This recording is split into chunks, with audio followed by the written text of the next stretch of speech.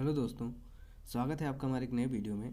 आज हम इस वीडियो में लेकर आए हैं साइंस के मोस्ट इम्पॉर्टेंट 20 क्वेश्चन। तो बने रहिए हमारे इस वीडियो में। यदि आप हमारे चैनल पर नए हैं तो हमारे चैनल को सब्सक्राइब जरूर करें। तो चलिए वीडियो शुरू करते हैं। तो हमारा पहला प्रश्न है, सिक्कों का अध्ययन क्या कहलाता है?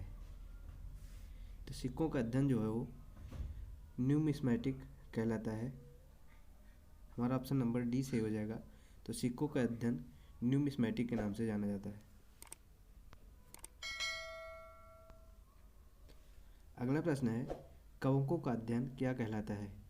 तो कवकों का जो अध्ययन होता है वो कहलाता है माइकोलॉजी। तो इसमें हमारा ऑप्शन नंबर बी सही हो जाएगा। कवकों का अध्ययन माइकोलॉजी कहलाता है। अगला प्रश्न है, कोशिका का अध्ययन क्या कहलाता है? जो कोशिका का अध्ययन होता है उसको हम साइटोलॉजी कहते हैं।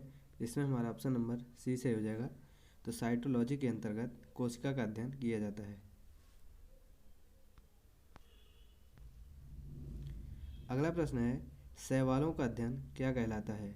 तो शैवालों का अध्ययन जो है वो फाइकोलॉजी के अंतर्गत किया जाता है। तो इसमें हमारा ऑप्शन नंबर ए सही हो जाएगा। फाइकोलॉजी के अंतर्गत शैवालों का अध्ययन किया जाता है, यही हमारा आंसर होगा। अगला प्रश्न है, अंगूरों का अध्ययन क्या कहलाता है? तो जो अंगूर का अध्ययन होता है उसको हम बीटी कल्चर के नाम से जानते हैं। तो इसमें हमारा ऑप्शन नंबर डी सही हो जाएगा। बीटी कल्चर जो होता है वो अंगूरों का अध्ययन कहलाता है। तो इसमें हमारा ऑप्शन नंबर डी सही हो जाएगा। अगला प्रश्न है, वायरस का अध्ययन क्या कहलाता है? तो वायरस का अध्ययन जो होता है वो वायरोलॉजी कहलाता है। तो इसमें हमारा ऑप्शन नंबर ए सही हो जाएगा, वायरोलॉजी। तो वायरस का अध्ययन वायरोलॉजी के अंतर्गत किया जाता है। तो इसमें हमारा ऑप्शन नंबर ए सही हो जाएगा। अगला प्रश्न है, मधुमक्खी पालन किससे संबंधित है?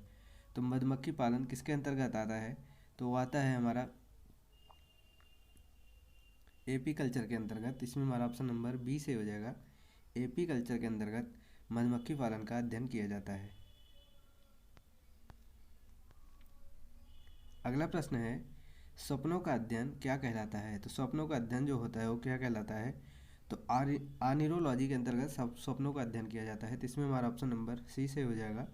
तो आनिरोलॉजी जो होता है वह स्वप्नों का अध्ययन कहलाता है। अगला प्रश्न है, फलों का अध्ययन क्या कहलाता है?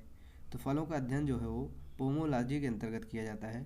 तो इसमें हमारा ऑप्शन नंबर ए सही हो जाएगा, पोमोलॉजी। तो पोमोलॉजी के अंतर्गत फलों का अध्ययन किया जाता है। अगला प्रश्न है, मानव विकास का अध्ययन क्या कहलाता है? तो मानव विकास का जो जो अध्ययन होता है वो एंथ्रोपोलॉजी कहलाता है। तो इसमें हमारा ऑप्शन नंबर बी सही हो जाएगा। एंथ्रोपोलॉजी के अंतर्गत मानव विकास का अध्ययन किया जाता है। तो इसमें हमारा ऑप्शन नंबर बी सही हो जाएगा।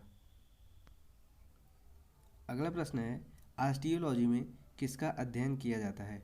तो ऑस्टियोलॉजी के अंतर्गत जो है वो अस्थियों का अध्ययन किया जाता है। तो इसमें हमारा ऑप्शन नंबर डी सही हो जाएगा।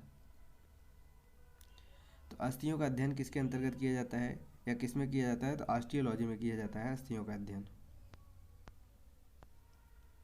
अगला प्रश्न है, कीटों का अध्ययन क्या कहलाता है? तो कीटों का जो अध्ययन होता है वो कहलाता है एंटोमोलॉजी। तो इसमें हमारा ऑप्शन नंबर सी से हो जाएगा।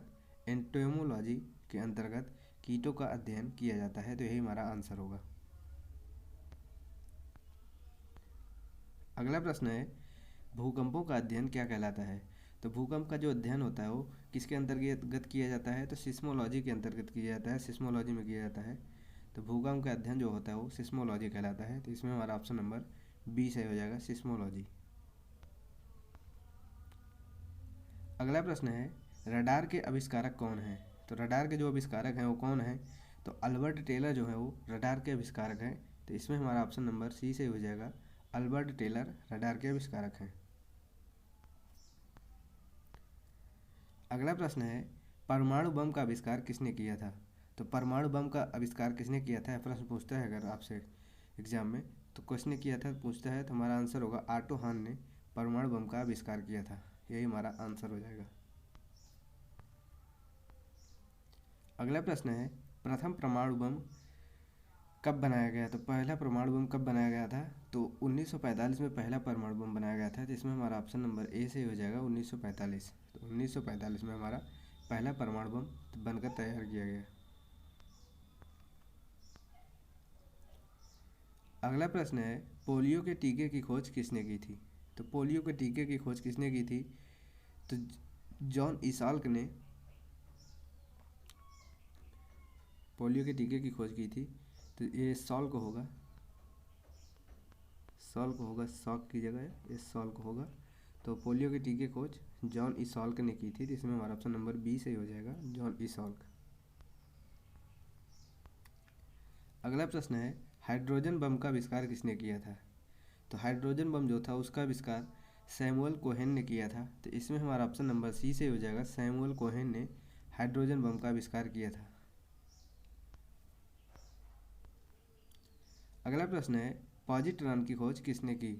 तो पॉजिट्रॉन की खोज एंडरसन ने की थी, तो इसमें हमारा ऑप्शन नंबर बी से हो जाएगा, एंडरसन जो थे वो पॉजिट्रॉन के खोज करता थे, तो यही इसका आंसर हो जाएगा।